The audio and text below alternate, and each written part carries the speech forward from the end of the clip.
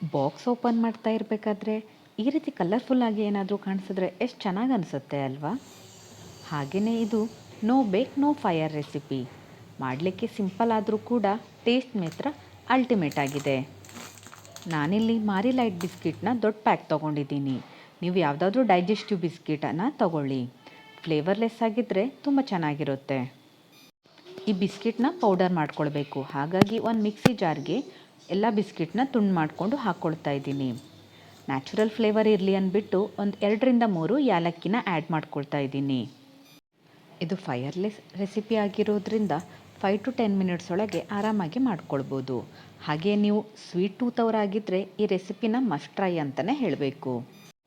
ಒಂದು ದೊಡ್ಡ ಪ್ಲೇಟಿಗೆ ಬಿಸ್ಕಿಟ್ ಪೌಡರು, ಒಂದು 3ರಿಂದ 4 ಮಿಲ್ಕ್ ಪೌಡರ್, ಹಾಗೆಯೇ 1 ಸ್ಪೂನಷ್ಟು ಕೋಕೋ ಪೌಡರ್ನ ಆ್ಯಡ್ ಮಾಡಿಬಿಟ್ಟು ಈಗ ಜರಡಿ ಹಿಡ್ಕೊಳ್ತಾ ಇದ್ದೀನಿ.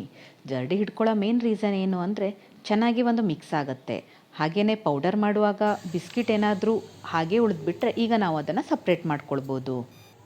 ಸ್ವೀಟ್ನೆಸ್ಸಿಗೋಸ್ಕರ 1-2 ಸ್ಪೂನಷ್ಟು ಶುಗರ್ ಪೌಡರ್ನ ಆ್ಯಡ್ ಮಾಡ್ಕೊಳ್ತಾ ಇದ್ದೀನಿ. ನಾವು ಮಿಲ್ಕ್ ಪೌಡರ್ನ ಕೂಡ ಯೂಸ್ ಮಾಡಿರೋದ್ರಿಂದ ಶುಗರ್ ಕ್ವಾಂಟಿಟಿನ ನೋಡಿಬಿಟ್ಟು ಹಾಕ್ಕೊಳ್ಳಿ. ಈಗ ಎಲ್ಲ ಪೌಡರ್ ಮಿಕ್ಸ್ಚರ್ನ ಚೆನ್ನಾಗಿ ಒಂದು ಸಲ ಮಿಕ್ಸ್ ಮಾಡ್ಕೊಳ್ಳಿ. ಹಾಗೆ ಇದರಿಂದ ಡೋ ಪ್ರಿಪೇರ್ ಮಾಡ್ಕೊಳ್ಳೋ ಸಲುವಾಗಿ ನಾನಿಲ್ಲಿ 1 ಗ್ಲಾಸಷ್ಟು ಹಾಲನ್ನ ಆ್ಯಡ್ ಮಾಡ್ಕೋತಾ ಇದ್ದೀನಿ. ಒಂದೇ ಸಲ ಹಾಕ್ಕೊಳ್ಳೋ ಬದಲಿಗೆ ಸ್ವಲ್ಪ ಸ್ವಲ್ಪ ಹಾಲನ್ನೇ ಹಾಕ್ಕೊಂಡು ನಾವೀಗ ಡೋ ಪ್ರಿಪೇರ್ ಮಾಡ್ಕೊಳ್ಬೇಕು. ರೆಸಿಪಿ ಇಷ್ಟ ಆಯಿತು ಅಂತ ಹೇಳಿದ್ರೆ ಒಂದು ಲೈಕ್ ಮಾಡಿ, ಹಾಗೆ ಶೇರ್ ಮಾಡಿ, ಸಬ್ಸ್ಕ್ರೈಬ್ ಮಾಡೋದನ್ನ ಮರಿಬೇಡಿ. ಹಾಗೆಯೇ ಈಸಿಯಾಗಿ ಸಿಂಪಲ್ ರೆಸಿಪಿಗೋಸ್ಕರ ಆವಾಗವಾಗ ವಿಸಿಟ್ ಮಾಡ್ತಾಯಿರಿ ನಮ್ಮ ಶೆರ್ವಾರ್ಸ್ ಕಿಚನಿಗೆ.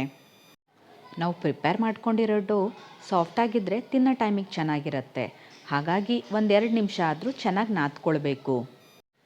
ನಾದ್ಕೊಂಡಿರೋ ಡೋಯಿಂದ ಚಿಕ್ಕ ಚಿಕ್ಕ ಬಾಲ್ಸ್ನಾಗಿ ಮಾಡ್ಕೊಳ್ಬೇಕು. ನಿಮ್ಮ ಮನೇಲೇನಾದರೂ ಸಣ್ಣ ಮಕ್ಕಳಿದ್ರೆ ಒಂದು ಸಲ ಈ ರೆಸಿಪಿನ ಟ್ರೈ ಮಾಡಿ ನೋಡಿ. ಅವ್ರು ಕೊಡೋ ಕಾಂಪ್ಲಿಮೆಂಟ್ಸು ಹಾಗೆಯೇ ಹ್ಯಾಪಿ ಫೇಸಸ್ ಎರಡೂ ಪ್ರೀಶಿಯಸ್ ಮೂಮೆಂಟ್.